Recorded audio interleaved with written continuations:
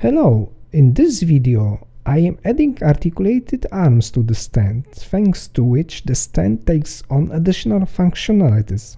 If you want to learn how to make threaded bushes in garage conditions, watch the film Camera Stand DIY Part 1. In this part I will show how to make of them articulated joints.